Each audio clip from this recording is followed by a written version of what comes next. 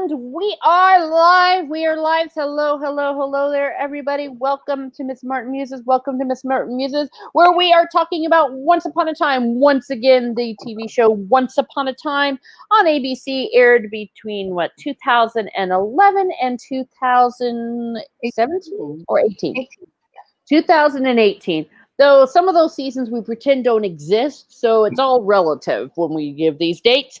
But I am joined once again by TS Messenger Weaver's Grace. Hello, hello, welcome. Hello, everybody. Yeah. Welcome to our once again. I was just telling Miss Martin that I've been on hiatus with the polls, so the polls will return. Mm-hmm. I have nothing against Frozen. It was just getting back to that routine. So let's just call it that. So no. Well, actually, jump ahead just for a few seconds. The Frozen part of season 4 was good. Was really actually pretty good. It was just everything else that went to hell in a handbasket. But this is the time before things went to hell in a handbasket. The season 2 premiere, Broken. We waited for that because the magic came at the end. We didn't know what was going to go on. We did not know what was going to happen. And I mean, we spent the whole summer. I mean, the speculation. I mean, I wrote how many essays and all sorts of stuff. And when it finally arrived, we were beside ourselves. And there were aspects of this premiere that I actually found I didn't like. I really liked a lot of it, but I also didn't really like some of it either. I found some of it was kind of a little bit disappointing, where they were trying to put things too fast in it. But what they did absolutely right with this was the awakenings. They started right after that big cloud came in Storybrooke, and everyone woke up. Everyone's waking up, and then they all start talking and hugging. And the best reunion ever, which is on this picture you have here up in the top left of Snow and Charming, when they finally look at Emma and hug her, and she goes, "You found us."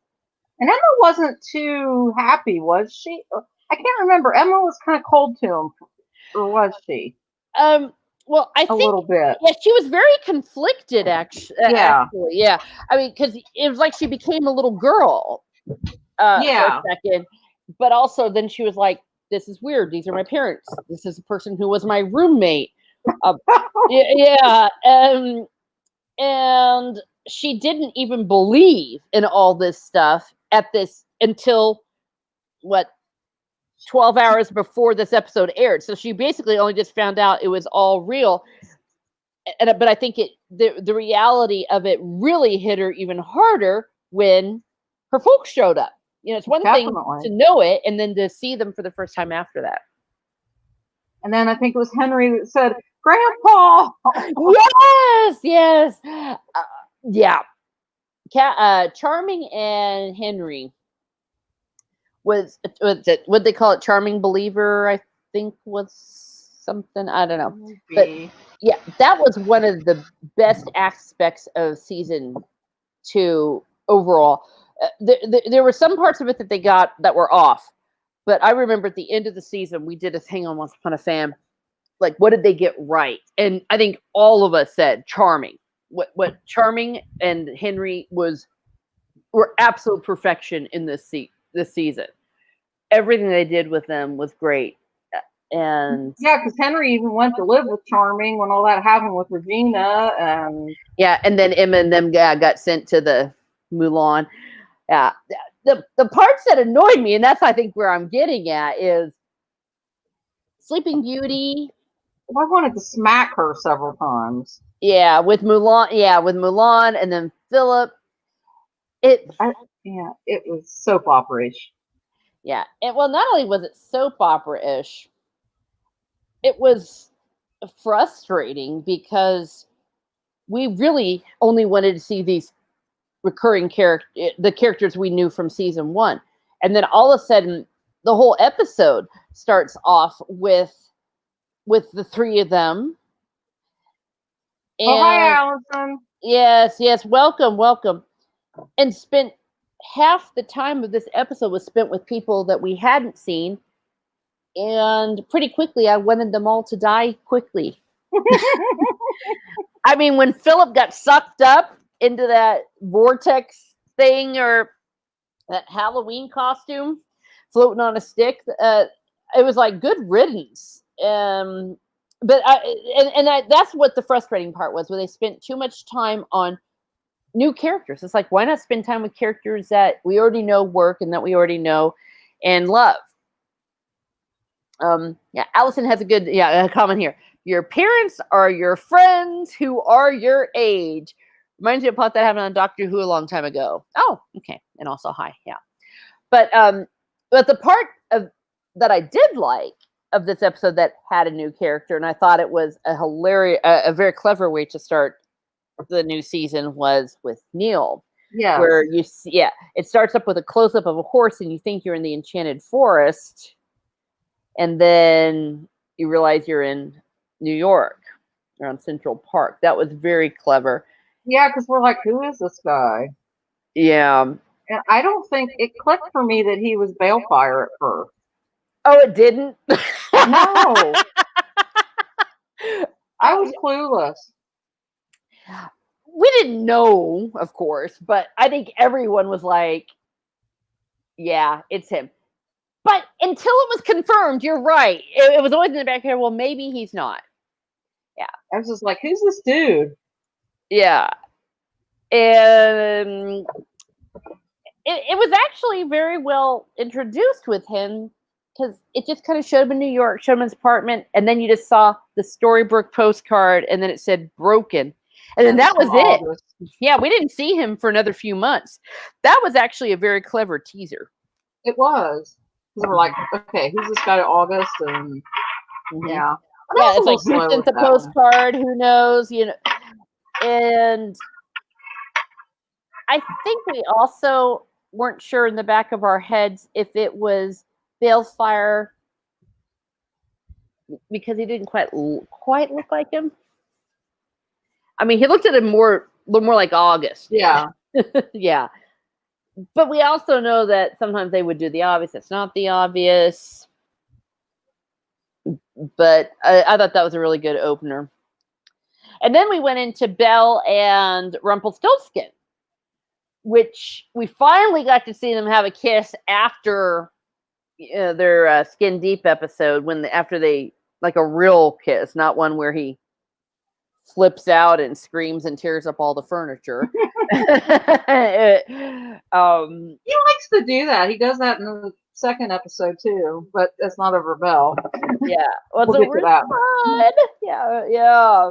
But we like that, and the look on his face, because when he finds out it's Regina, he finds out more details about what Regina did to her. Well, and that was priceless. Yes, and then she's all like, don't do anything, and that was the first time I was like, what's wrong with Belle? Because she was already Ultimatum Belle. Remember Ultimatum Belle? Yeah, it's like, she's already giving ultimatums. They just saw each other. Yeah, and it's also like she's not traumatized after she's been locked up in. Mm-hmm. Am I echoing back on you? I don't hear it. Okay, it must just be me. Yeah. Well, I'll double check. Yeah, if anyone in the chat knows, just let us know. Yeah, and by the way, anyone that's in the chat or people listening to this later, we know that sometimes our friends across the pond catch this in the morning. Hello. Hello, and thank you for onceing again with us. Yeah, I mean, for a chick that's been in a basement in an insane asylum, she was 28 years stable. Yeah, and very quick to go. Oh, this pause why I give an ultimatum. Just promise me you'll suddenly be good, and don't do anything bad to Regina. And I'm thinking, girl, well, you ought to know you're in love with the Dark One. Oh, yeah. Allison said I am echoing. I wonder. Okay, do you have your earphones in? Yeah. Let me. Okay. All right. Well, we'll figure it out. Yeah. And the one part I did like about it, where he kind of called her sweetheart. We all just died when he did that. And then after they kiss and he's holding her, then it goes to his face Oh, where I know. yeah, that look on his face, and you're like, that woman's dead. Regina is dead, and she has every little bit of it coming. She did, and that's Yeah. what that was part of the season 2 was.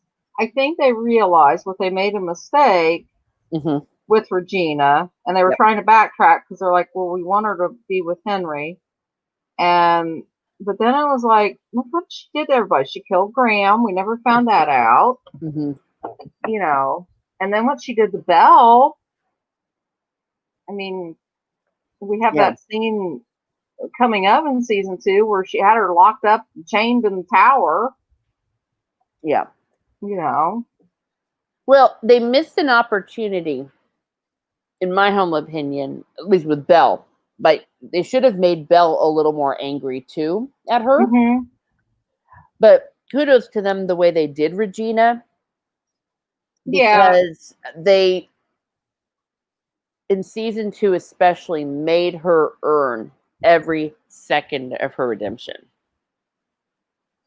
yeah, and by season 3, because she has, and I'm getting ahead of myself, but by season 3, where you find out that Henry's the most important thing and person in her life, Mm-hmm.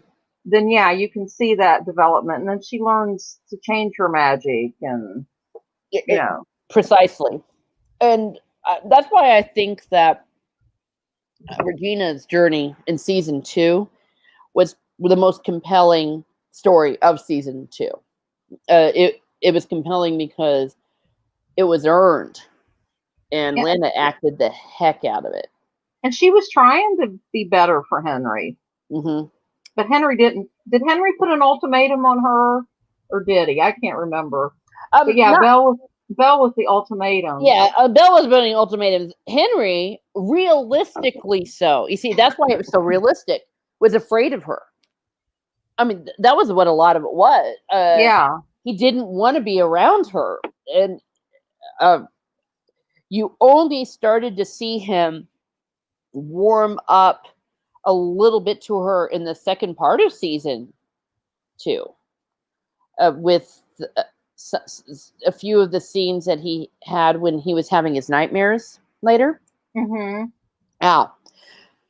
And I thought that was realistic as well. And let's be honest, the kid's gonna be creeped out, and it's like you did bad things, and you're saying you're trying to change, but you're scaring me. You scared me, and she kidnaps him, essentially. Well, kind of blackmails him a little bit. It's like for sure, uh, it yeah, getting a little ahead there, but do they have a scene in? Oh, they do have a scene together in Broken. I think it's at the end. yeah, because Charming. Well, she's trying to wrap Charming into the trees of the wallpaper, Yeah, that's it. and We're having and a big old. Charming yells, and then he goes home with Grandpa. Yeah, yeah, and that was one of those moments where it was a good preview. That's why this is actually a good premiere episode, because you saw a bit of the preview, because yeah, they were fighting because of what happened with Snow and Emma, and then it was Henry that was like, stop. And then, correct me if I'm wrong, at that point wasn't Regina the one that told Henry at that point to go with Charming? Was that it? It might have been. I'd have to go back and watch that one. Yeah, but they did end up. He ended up taking him home. I don't know if Hmm. it was. Well, yeah, because she let him take him home. But Yeah, yeah, and then it ended up with them back in their apartment, at Snow's apartment, and him going, "We will find them. We will always find them." and That they was, got separated right after they get yeah, reunited. for 3 seconds. I know. And well, and then Rumple's revenge. I think that was also part of what was in this. Yeah.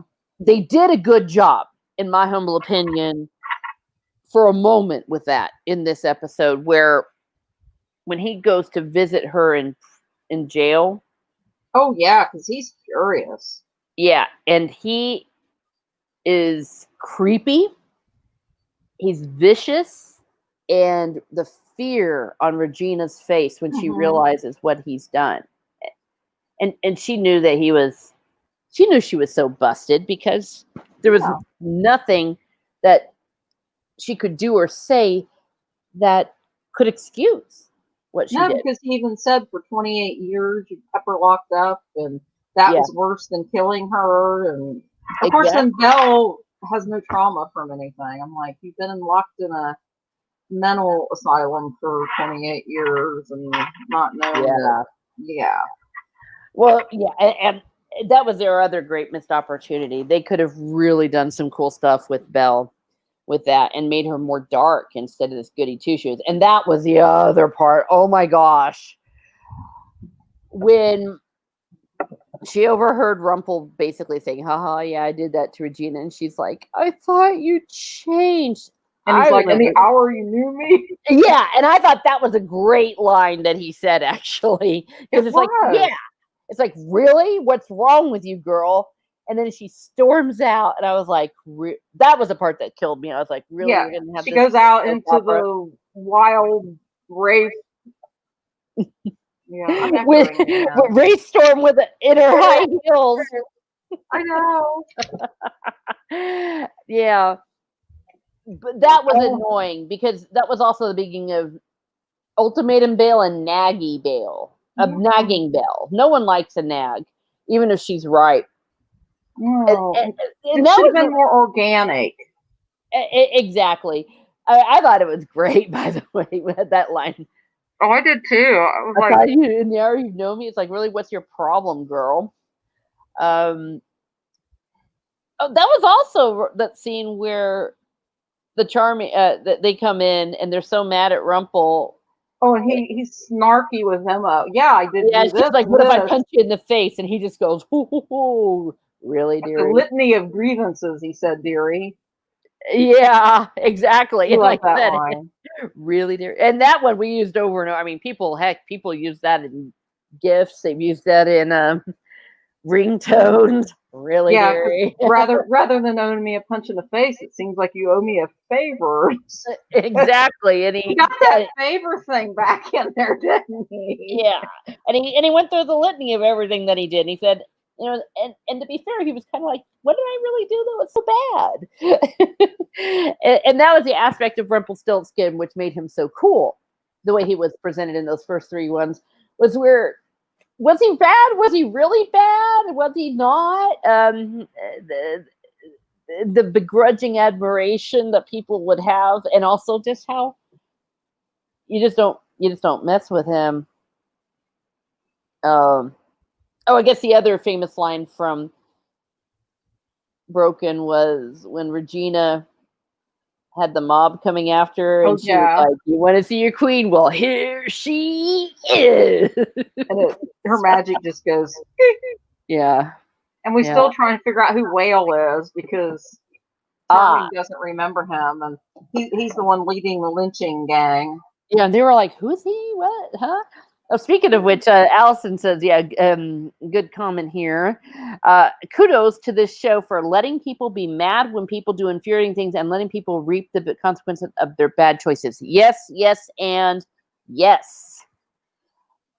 Very good insight, yes. Yeah, and I always add to that, kudos to them for doing that in seasons 1 through 3. Mm-hmm. Because we just don't talk. Well, we do talk about it. I keep saying we don't talk about it, and then we do. I know. Infuriating what they did because it was so well done and well crafted. Thinking of anything else from Broken? I think we covered it all. A little bit out of order, but I think it was interesting though at the end when Snow and Emma and they meet Mulan and whiny Aurora. Mm-hmm. I still find it amazing that Okay, Philip got sucked away by the wraith, but then they just miraculously got him back. We never figured that out. You're right. We never did. Holy moly. Speaking of the things I do for love, because that whole Shen thing, I actually did research on that for that essay that went with it. Oh, the And, wraith thing? yeah. Do you remember that one? I mean, I should dig these out. We're trying to get these on an archive. Try to find. Yeah. Yeah. Sadly, I didn't find Once Upon a Fan until season 3. Oh no. Well, like I And said, my friend that introduced me to Once Upon a Time, she got her happy ever after and married her. She's only like 23, and she got married Friday. And they're oh. like made for each other. It's like a fairy tale come true. I told her she was prettier than a Disney princess. Well, there you go. You see, bringing people together. Yeah. Yeah. The Oh, we forgot the chipped cup thing from Broken. When oh Belle yeah. came back in her high heels. Oh yeah, when Belle came back in her high heels and we were And like, oh, Ruffalo tries to tell her to go. yeah. She's still a monster. I remember being very, very mad because of the way Belle was later when Rumpel told her about 10 different times in this episode, go, bye. And he told her right then and there. You know, she had the Chip cup, and he's like, oh, you're Chip cup. And we love Chip. We adore Chip. Oh, no. And he's like, that's why you got to go, because I'm a monster. And when So he was trying. yeah, he was trying, but he said it though. I mean, because that's why I always said, you know, Belle, I'm not trying to justify anything that Rumpel did, but he said it. He said, go away. And then when she said, that's why I have to stay, I was like, oh boy. Yeah, and then she's in bed with him in the crocodile. I'm like, Yeah. I Well, like to think maybe she was having nightmares or something, to justify no, the they were thing. yeah. But I know. Yeah, I know. I thought that was out of character, but also what was out of character was then right away she's like, oh, never mind. You didn't change. And I'm thinking, that's what he told you a few episodes ago. And then she leaves him in a huff. What Yeah. a brat. They made her into a brat. And I didn't like that because I think that she had a lot of very valid points that could have been made in a more Yes. sophisticated way of writing. Yeah. But to go back a little bit to the Kui Shen thing, when I did do my research on that, and that's why I said the things I do for love, because this is legendary in Once Upon a Fandom, because I couldn't find any sources on the Kui Shen and using it, and I got a little bit desperate, so I went into a Chinese restaurant that I frequent, Cool. and I just happened to say, would you mind doing me a favor? I'm really having trouble with this, and I showed it to him, and I still have it because I have the picture of what he did, and he explained it. He's like, oh, and he said it. Of course, we said it wrong. Oh, I'm sorry. I have to pause here to say hi. We have a father in the house. Hi. Hello, Father. Thank you, Hi. Father. Well, hello, Father. Great to see you, Father Christopher Miller. We love our priests here. We pray for our priests. They need our prayers. That was the good thing about the wedding was I got to see my priest that used to be with us. Mm-hmm. He did the wedding for my friend, so it was kind of cool. There we go. Yeah, we know. Yeah. Yeah. We love our priest. We pray for our priest. Yeah. They our papas on the front line out there, all our little fathers out there. To go back to the Kui Shen. So anyway, so he explained it to me, and I had the essay. I'm still bitter. I'll be bitter forever that reasons that our archive got erased, but that's a different story. But I'm gonna re-put it all together eventually. But he explained it to me, and he drew it out in Chinese figures, however they do it. Mm-hmm. And he told me orally some of the oral legends behind it that he knows about the Kui Shen. And one of the things that he told me was what I put in my essay. I was like, this is how they're going to be able to save Philip. Oh, because cool. because when you're in the Quishen, when they suck your soul or something, you can get it back. Um, and I need to look at the essay, but it was actually in the essay, and I found it. I did the research, and including things like the color red and light, so that when they were sitting around flashing it, so they did some of their research for once, Interesting. which made me think that perhaps they did plan maybe to do something with Philip, and then they were like, whoops, we ran out of time. And then he That's got on new, probably what happened. yeah, and then he got a new girl or whatever, so he didn't have time for this. But along the line of the things I do for love, and this is not unlike a lot of the research we would do, a lot of the underground research. After this guy did that, I'm like, I'm not going to be that jerk who just comes in and wants a freebie. So I ordered, it's like, oh, I need to do an order of food. And he's like, oh, okay. And I ordered literally more than $50 of Chinese food. And I mean, I ate it, I gave it to my sister. I ate it for like a week because I'm like, it does annoy me when people, yeah, I'm using his time. No one else was in the restaurant. It was like 3:00 in the afternoon when no one was there. But I'm like, I'm not going to have this dude, after he just told me everything he told me and wrote it all out for me, I'm not going to be that jerk. So yeah, I bought a buttload. And I remember I went back to our staff room and I was like, I finally found it. And look at all this Chinese food I had to order and eat to get it. All magic has a price, dearie. It did. But I mean, I also, That was a good price Chinese to pay, food. though. And Yeah.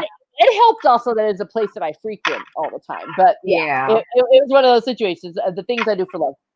But that was one of the examples of where their lore was followed at the beginning.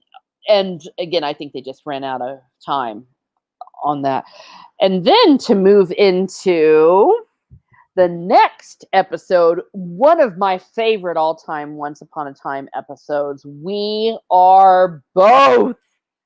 And you have the picture up there on the right corner where Charming doing his speech. Yeah. I used to always call it, that's his St. Crispin's Day speech, like from Henry V. And we know that that Charming, the actor who plays Charming, Josh Dallas. Dallas. Thank you, not Josh Daniel, whatever. I don't know where that came from. Joshua Dallas is a classically trained actor. He's done stage, he's done Shakespeare, and he would do these monologues. They would always, in the early times, they would give him these great monologues. I think because he could pull it off, where he, in that speech, talks about how they've changed and that they are now both, like, we are both, meaning that they're fairy tale characters, but they're also equally so they're storybook characters, that's who they are, and not to be afraid of it, because people were wanting to run away, even if it meant that they were going to lose their memories. And I thought that was a really good theme of, we can all be tempted to run away, because sometimes, yeah, you know it and I know it. It's like, maybe just be easier just to not care or just run away from the situation. And he was like, no, embrace it. It's who you are, the good and the bad and all the in between. I thought it was an amazing episode. And actually, I just finished a book called Devolution. It was by Max Brooks, who wrote World War Z. It was the Sasquatch book. Oh. But the theme out of there, I'm writing a review for work. The theme out of it is adversity introduces us to ourselves.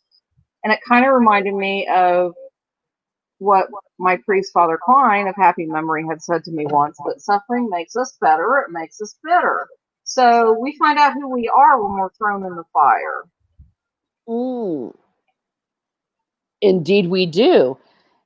And yeah, and like embracing who he came. That's why it was such a crime what they did later with Regina, by trying to make it like the evil queen was like a total different personality. Yeah.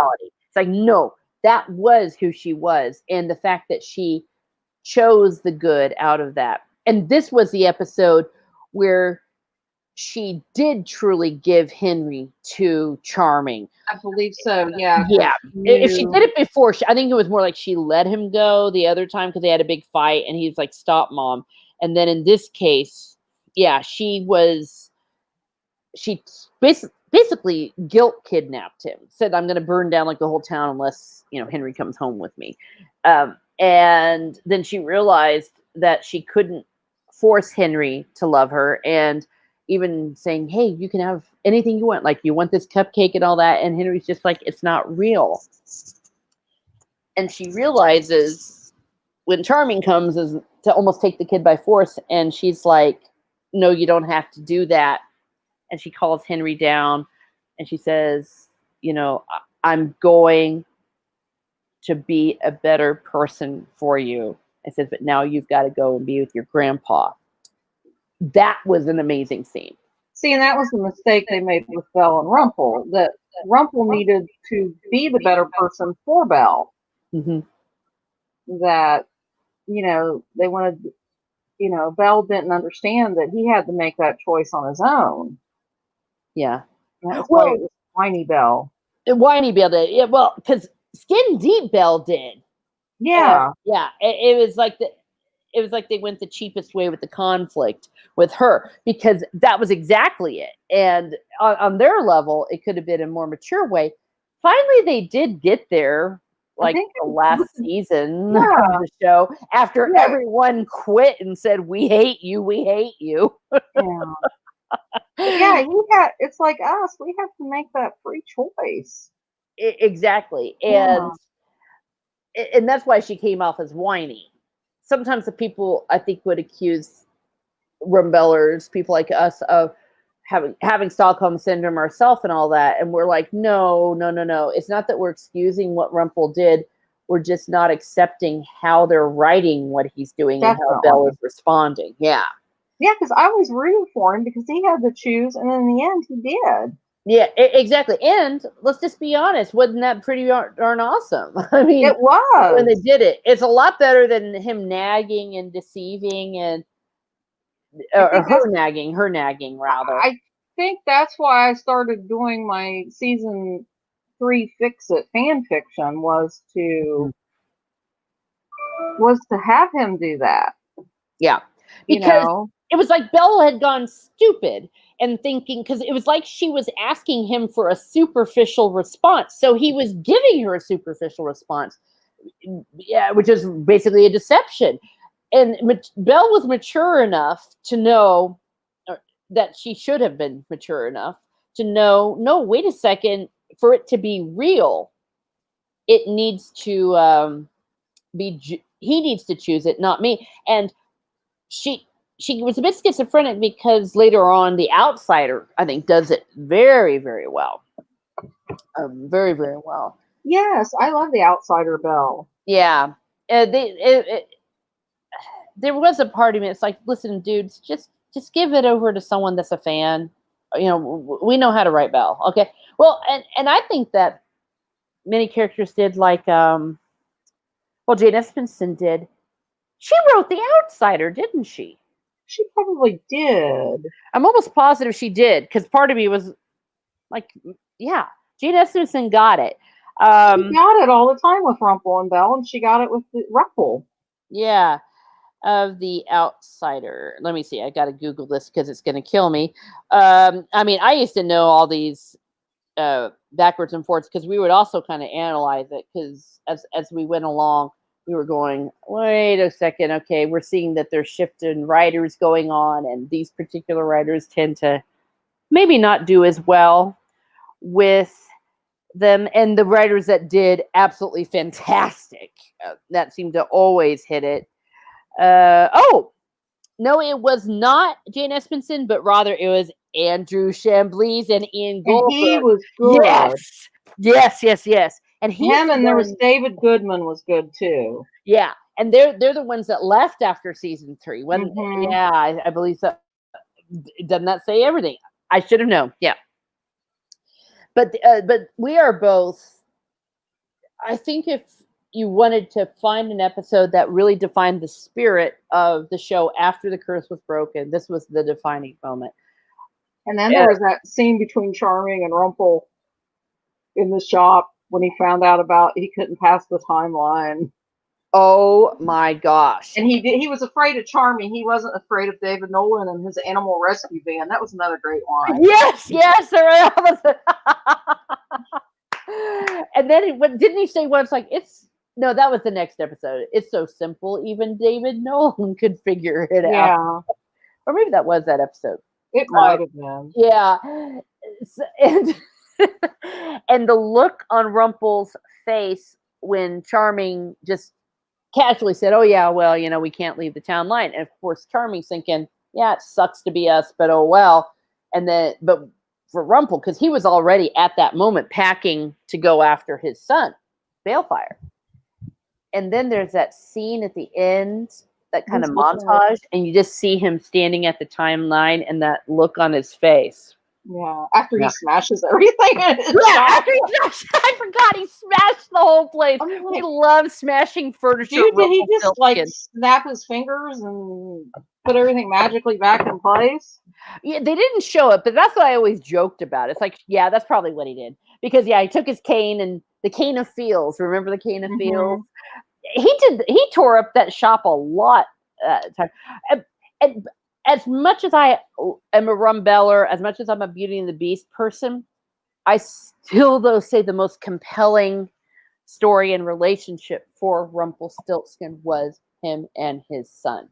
Yes. And I think even Robert Carlyle got upset after they started saying everything about killing Day off. Oh, I don't think it's we think. I think we all knew. He didn't hide it. And he's Robert Blanken Carlyle. He's not going to. I know. Well, and he's going to speak his mind. Remember when he went to that con? The first time he went to a con, and he just sat up there, and he's just like, "Yeah, that was the biggest mistake they ever did," and we were all just going crazy. Yeah, and then, well, he even what I noticed was, I was thinking he didn't do any episode commentaries after season 3. Nope. He did the was it the Nasty Habits when he did? It was the Nasty Habits where that was a great episode. Yeah, that was the last commentary he did, to my knowledge. I don't think he did one on any of the other episodes. So I'm like, he probably would have let him have it. Oh well, yeah. They didn't want that. Yeah, he didn't hide. Well, that was the heart of the show. Was that was his the father-son thing, and in a way, a lot of the stuff with Rumbell for me, it was also about family. And when briefly they were kind of together as she being stepmom and all that, it was really sweet. But scenes like that, when Rumple just loses his crap when he realizes I may not be able to find my son. That part from We Are Both. Yeah, that was pretty intense. And we saw that again in The Outsiders. Skip ahead to the next time he smashed the shop was when he thought he had lost the shawl that was going to make him find his son. Yeah. And at the end of that episode, we had Belle telling him, she's going to fight for him. And, we have that great Belle line where, she can forgive and she knows that he needs to go find his son. Exactly. She knew. See, she knew that his son was more important than she was, and not in a kind of a sacrificial kind of way. Because none of us are into that. No one. No. But it is true that as much as we love, you love the man in your life, but I'm speaking in particular of, you will never be if you're the stepmom, for example, you will never truly be the love of your husband's life than their son or their, you know what I mean, their children. I mean, a good man, rather, I should say. We all know there are jerks out there, but yeah, is that someone like Belle, the stepmom, she came in later, and she seemed to know that, and that's why she was always like, once he was honest with her, which there was no reason for him to hide it from her. That's what was so ridiculous. Right. She completely understood and moved basically heaven and earth to help him. It's like, hell to the yes, let's find your son. That's the most important thing. And she said, and when you do that, I'll be here waiting for you. Yeah. And it was like when he went off to Neverland. And he's like, well, you need to protect the town, and I need to do this for my grandson. Exactly. It's yeah. Oh gosh, what great scenes! Good And memories. we are both also had great scenes with Henry and Charming. Yeah. Grandpa grandson scenes. That was good. Was this the one with the Hatter with Jefferson, or I think that might have been the third episode. It might have. It was because he needed something to find. He went in because what was it? He needed magic from Rumple, and that's when he said he needed non-interference from Charming. Yes, that was the deal that they made. Yeah. Let me see, and that was the fun. It's like, okay, I'll give it to you. My prices, you don't mess with me. And speaking of another parent, not father son, but father daughter, same idea. The fact that was Jefferson's motivation. That was episode 3. Let me see what our time is doing. Okay, yeah, I think we might have. I think we have time to go into episode 3. Episode 3 went back to Emma and Snow in the Enchanted Forest, and frankly, by that point, I was like, you know what? I could care less, because my heart and my soul was really with what was going on. The Storybook was more interesting, I think, because then we had Cora, and then they introduced Hook, and yeah. Oh well, I was a hooker. I was a hooker to the core when the crocodile and all that happened, for sure. But yeah, season 3 was a good one. That was the one with it was a Charming Emma and Charming, and Charming's mother. Yeah, and about their wedding. What's his name? Lancelot. Mm-hmm. Oh, we joked that he had his pop-up wedding tent because they're like, let's get married. I'm like, dude, they don't have magic. How did they get that canopy together? Because Knights of the Round Table can marry. I'm like, yeah, where'd that come from? But oh well. Yeah, whatever. They don't know it, Yeah. Yes. Let's see. Season 2, Once Upon a Time. I feel like an idiot. I used to have all these memorized. What was? I did too. Well, I haven't watched it for a while. We need to do like a rewatch. Well, yeah. Well, we already did a rewatch of that. We were on season 3 on our rewatch, weren't we? Yeah. On season 3. It was a really good episode because the theme was also tied in not just the two of them, and where Snow was cursed to be barren, and that was a major part of the thing. And that Charming's mother made that sacrifice that she would be cured of that. In the love between Charming and his mother, you see again those parent-child relationships that they had in these episodes. Lady of the Lake, that's what it was called, Lady of the Lake. Dang it, that's driving me crazy. And the mother making that sacrifice for her son, because she knew she was old, she wasn't going to be around too much longer. And that was actually pretty sad when she... It was. Yeah. And then at the same time, okay, this was the part of it that I thought was worthwhile. And one of the last episodes that really made me cry like a baby, I mean, cry, the ugly cry, was when Emma and Snow were in the old castle. Oh, yes, the wardrobe. Yeah, and the nursery. And they have a talk, and finally Emma's like, I'm sorry, I'm not used to someone putting me first. And Snow hugs her and says, well, get used to it. Because that's what a parent does with their child. You know what I mean? There you go. It's that mother-daughter thing. Yeah. Yeah. And then to make it worse, I mean, you thought you couldn't cry any harder. And then Emma leaves, and you see Snow turn and look at the nursery, and it's all put back together the way it was supposed to be, where Remember that? They did that, and you saw the Yeah. cradle and everything, Mhm. and that's what was taken from them, was having her when she was a baby, and you saw that it was like the nursery was restored, and you could even hear, like, a baby's laughter, and Snow just looks, and she's crying there too. I mean, I still can't watch that episode without just bawling at that moment, and you realize what she also lost. Like, Emma That's lost by not having her parent, but she lost right. by not having her Was that daughter. the funny one where Emma tried to shoot the ogre and she was trying to With use her gun? Yeah, that part was And stupid, yeah. and where I just wanted to take, Aurora, who's one of Oh my yeah. favorite Disney princesses, and I wanted to punch her like a football, you know?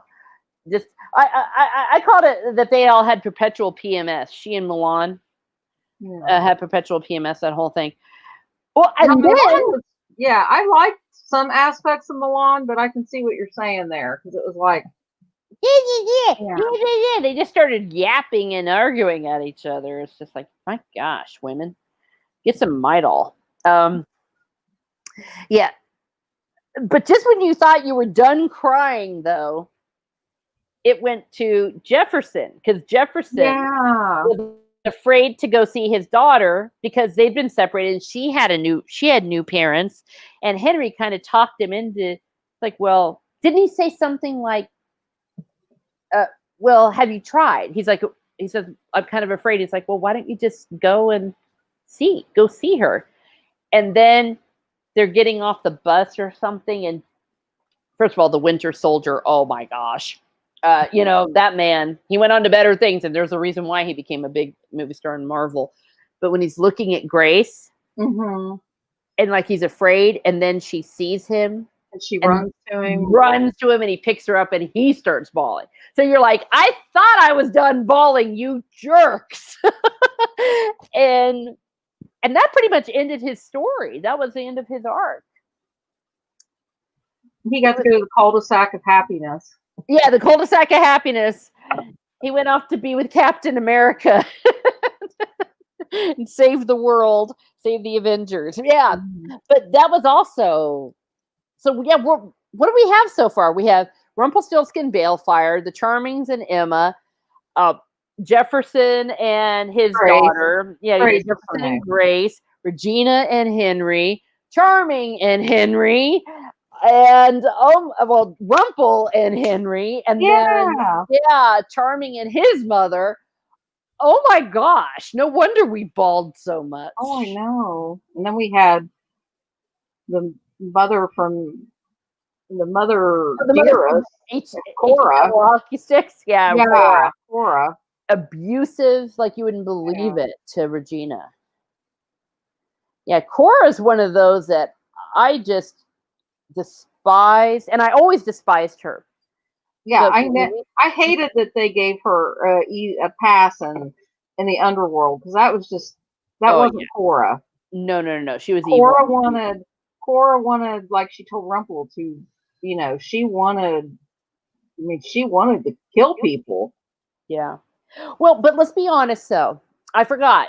I was about ready to join on that. She did have redemption before she died, though. That is true. Yeah. So that's maybe I shouldn't be. Yeah, I shouldn't be so mad about Cora there, because She did tell Regina it would have been enough. yeah, she didn't realize Yeah. until she had her, because she never had her heart with her. She took her heart out even before she married Henry, her Yeah, husband in yeah, real life. because she didn't want to run off with Rumple, so she did take her heart out. Yeah, and she knew that Yeah, not just that, but not just Yeah, I mean Rumple. That was a yeah, because she said that was a big thing, but also it was the reason. I mean, she never loved her daughter, and I don't think they gave her a pass on it. I think they wrote it too well, but little we knew that this witch Cora that we were seeing until the Miller's daughter, how that would change so yeah, much. And that was what the great writing was. It's later for us to talk about, but we always considered it like a 3-episode mini series. yeah. Yeah, what was it, man? The Queen is Dead, Manhattan, and the Miller's Daughter. Or was it the other way around? I It forget was what the Manhattan, the Miller's daughter. and then the Queen is Dead. Yeah, Yeah, but yeah. those made a perfect. Oh no, wait, no, it was the Miller's Daughter. It was Dadgummit. Manhattan, The Queen is Dead, and The Miller's Daughter. Thank you. I knew it I because got I my knew it notes ended here. with the I Miller's got my Daughter. notes. Hey, I'm cheating. I got my notes from my polls here. Oh, okay, yeah, So I because got that all was the the name. episodes written down. Yeah, and we would talk about that we all had our individual likes and all that. But if you wanted to say like what was the best mini arc that they did, which was perfectly artistically written, it was that miniseries. We still called it a miniseries. But yeah, those were the things that made us cry. Um, oh, and there was that cool dialogue with Jefferson and Charming when Charming finally found him. He like tackled him or something, and they sat down. And the way Jefferson was, he was still kind of crazy. Yeah. Oh my. Oh girl, I'll tell you, I'm gonna force you to watch Alice in Once Upon a Time in I know. Wonderland. Yeah, because It's on my radar. I yeah, need to do it. yeah, because if there's a theme, with all of them, there is a little bit of that father, that parent-child thing going on. But Okay. the thing about Alice in Wonderland, or Once Upon a Time in Wonderland, that I thought that the theme was friendship, Okay. and the way friends, I'll be there for you, but because the main relationship, besides the romantic ones, there were romantic relationships like Anastasia and Will, but the two main cores were Will and Alice, and it was platonic, and they were best friends. And it also shows that you can be, that things don't always have to be Romantic. romantic. I mean, often they are. Let's just be honest. But I guess the aspect of it that I'm thinking of is because the way they did it so badly in Once Upon a Time, the TV show, is both Alice and Will were separated from their one true loves, but they stayed true to their loves when they were separated. They didn't just go Right. like, "Oh, let's hook up." And you see, and that's where they went wrong with Belle and him. They should have Oh just yeah, that been. made no sense. It made no sense. Yeah, but what they did was they because that even they were friends. I mean, really good friends, like the kind of friends that make you cry, almost like Beach's friends, and Well, also the other friendships in there yeah. too. 'Cause they And were that's all, like if you take the friendship that developed between Emma and Regina, and they ended up just being friends, yeah, yeah, which so many people didn't want to just accept. yeah, and that was a whole other can of Can of worms worms. there, because they were just being rude to the actors. I mean, and I can't tell you how many times that poor Lana would just say, I love you all, blah blah blah, but we're the actors. We don't write this, you know. Yeah. Um, but that once, well, but also, like I said, the thing about Once Upon a Time in Wonderland is that they were true to their loves, Yeah. and that they can be friends. But also, there were other friendships in there. But the friendship between Will and Alice is just amazing. And speaking of which, Allison cannot believe that you have never seen Wonderland. How dare you? I know. I'm gonna have to watch it now. Yeah, Allison, it really deserved more seasons. I would say to that yes and no, Allison, because it was only supposed to be a limited series in between the hiatus, and I think the reason why it's so perfect is because they knew at about episode 7 that it wasn't going to be renewed, and so they had 5 more episodes because it ran for 13 episodes. They finished it. And I remember even at the time saying, this show got saved by it being canceled because they didn't have time to mess it up. Because, who knows? They maybe would have had Alice and Will cheating on each other, and all that. But no, I know exactly what you mean, though, Allison. It's underrated. And Amy from Once Upon a Fan, she and I mean, even to this day, we're like, Once Upon a Time in Wonderland, it is our Firefly. I know. Which I wish they would have done that more. with like the Frozen and stuff, because then if they would have done that, maybe the show wouldn't have gotten so convoluted. Yes. What they should have done was, yeah, they should have done that, like Once Upon a Time in Wonderland, like that was supposed to be. And yeah, Allison, that was the plan. And then the head of Disney decided, no, let's try to do it like this. And you can even see it in the show. The first few episodes are really tight. Then when they get to about 4 and 5, it got a little loose, and they put some filler episodes in. And then you can see right when it got canceled, and they're like, okay, we're getting canceled. We can finish it. Yes, it was written as a miniseries. And then they could have, as you said, Tamara, done it the same with Once Upon a Time Frozen, Once Upon a Time Frozen. And Yeah, had because they that, could have done the Snow Queen and all that. exactly, had that be a miniseries. And just like they did in Once Upon a Time in Wonderland, they did have cameos from the cast of Once Upon a Time that come in, like Robin Hood made an appearance, Cora made an appearance, so they could have done some of those characters. And then we know that the plan was also to do Once Upon a Time in Neverland and do more with Robbie Kay and more with Balefire. They were setting that up. But Disney, that's a good example of where Disney or ABC, whoever, really messed things up. Because the Wizard of Oz thing could have been that too. Absolutely, Once Upon a Time in Oz. And I think that was the plan. I honestly do. Well, I know it, but and then of course the guy at the time who was head of ABC even said, "Yeah, I guess that was a mistake. We shouldn't have changed it." And we're like, "You think?" But I still have my commentary, our final roundtable from Wonderland. I still have those readily available, and all of us said this was probably one of the most satisfying endings of a series. And I think I said it was and I will still stand by that. It was completely satisfactory. Well, they tied everything up from what my understanding was. Yeah. And not only did they tie everything up, they tied it up beautifully. And like I said, Once Upon a Time makes you cry, father-daughter stuff. This made you cry. Like, if you've ever had a friend, if you've ever had a bestie, and it kind of ends with them all being besties and with each other, all the couples, and I'm sure they were all going to go and play poker together, whatever it was. You know what I'm saying? And the rabbit that was in it. Okay, let's see what Allison has to say. That would have been a better solution for Frozen. Yes, sister. Its own miniseries in rather than throwing their outlines out the window to include Frozen. Yes. And that's a good point. I think that's why for season 4 was so disjointed. Because they had to shoehorn Frozen into it. Absolutely. Well, then they went to the split season thing. Yeah. Well, that was okay in some respects, but it worked so well in season 3. Mm-hmm. It really, really did.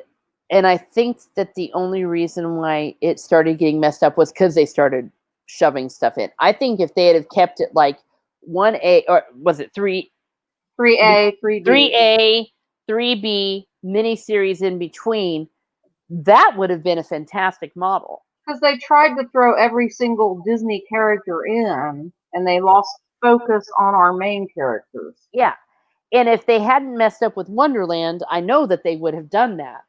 And so all the ones that they throw in, like Hades. They could have done Jasmine and Aladdin that way. They could have done... Yeah, Hades. Like when Hades, because, you talked about the man. He was so perfectly cast. The actor that played Hades, he could have done his own thing. And frankly, they probably would have done that with Bex. With the Wicked Witch. Yeah. Oh, well. Woulda, coulda, shoulda. Yeah. And yeah, I'll just leave it at that. But yeah, girl, I am so excited. Here's my thinking is we just need to find the time. And just have you watch Wonderland and then we discuss Wonderland. You know what I mean? Okay. Like episode by episode. Maybe when we catch up, because I'm only planning to do this once again thing up until into season 3B. I'm not gonna talk about season 4, 5, and 6. That sounds perfect with me because I'm not Yeah, even sure I'm going to go do the polls with season 4 at this point. yeah, because like, why torture yourself? Um, Yeah, and then I'll get all the crazies out probably. Oh, well, this episode's better because it's Hook and Emma and blah blah blah blah. yeah, I mean, when they ruined Yeah. Hook and Emmett, actually, I really liked them in I season 3. liked them until they messed them up. Yeah, but ultimately, the way I like to view Once Upon a Time, I've said this before, but I'll say it again because I can. It's my show. Is seasons 1 through 3, you pretend that it all ended with the big party, everyone getting married, everyone kissing, yay, and then you skip to like Hook and Emma's wedding, and they're all like, yay, they're married, isn't this cool? This, 3 years later, oh look, Belle and Rumpel had this child who got kidnapped, oh my, by the Black Fairy. And then you look at the finale of season 6 there. Mm-hmm. So it goes from the wedding into the finale of season 6, and then watch Beauty. Yes. And then just watch final. the scenes with Rumpel and Regina in the finale. Yes. And when Rumpel Forget the does the right cheesy. thing. Yeah. Forget the And cheesy ending. then toss the rest out the window. Well, no, okay, let me rephrase that. The scene when old Henry calls young Henry. Yes. How awesome was that? That was good.